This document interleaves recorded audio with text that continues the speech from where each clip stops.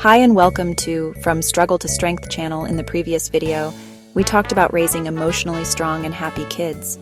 Today we're diving deep into a topic that's close to my heart, dating as a single parent.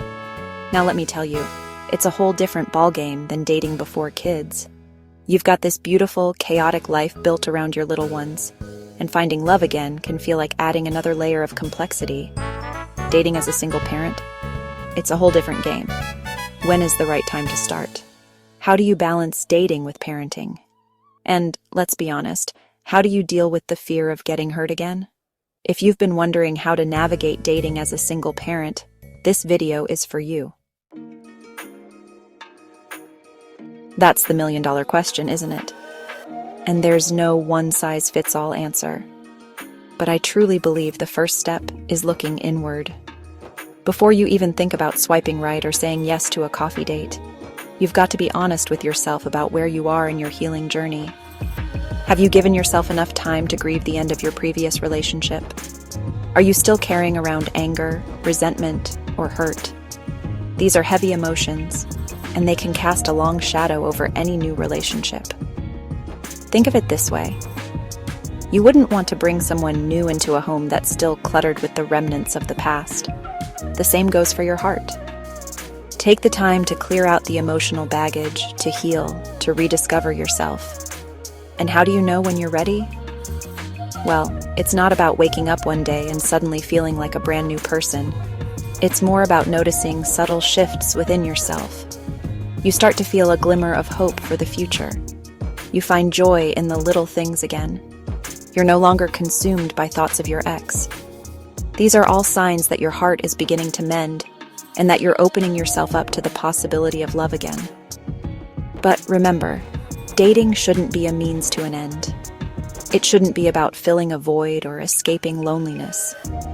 It's about adding to an already fulfilling life. It's about sharing your life, your heart, with someone who truly deserves it.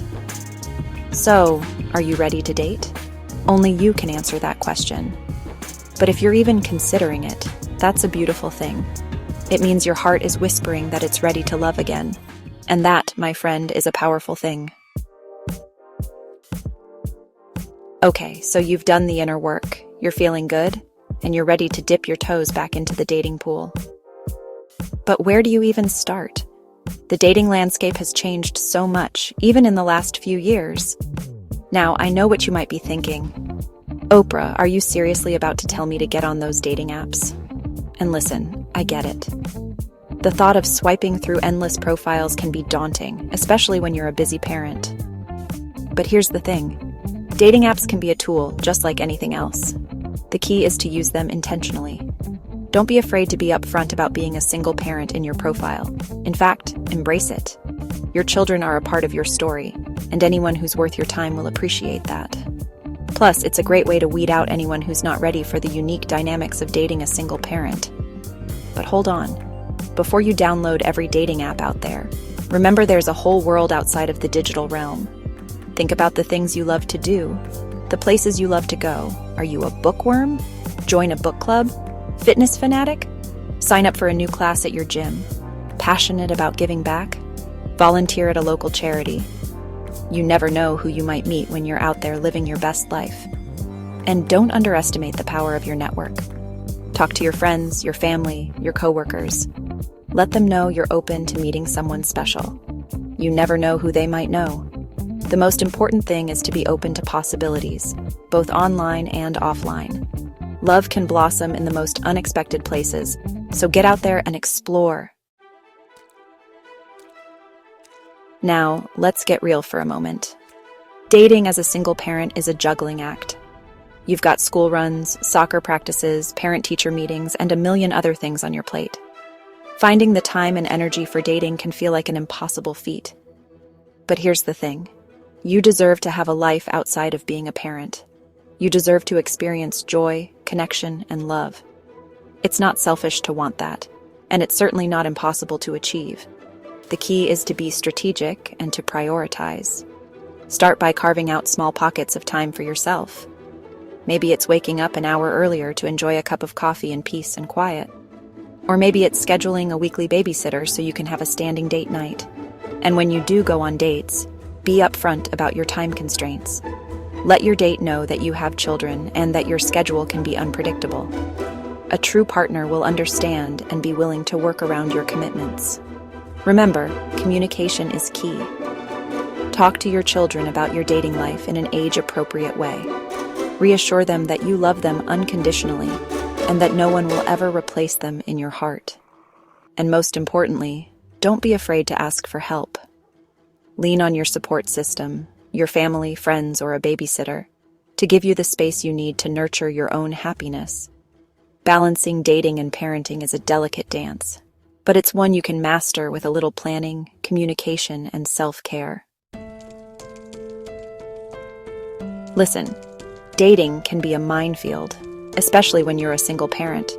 You're not just choosing a partner for yourself, you're also choosing someone who will be a part of your children's lives. That's a huge responsibility, and it's important to be discerning. So, let's talk about red flags. These are the warning signs that someone might not be the right fit for you or your family. If you notice any of these behaviors, proceed with caution.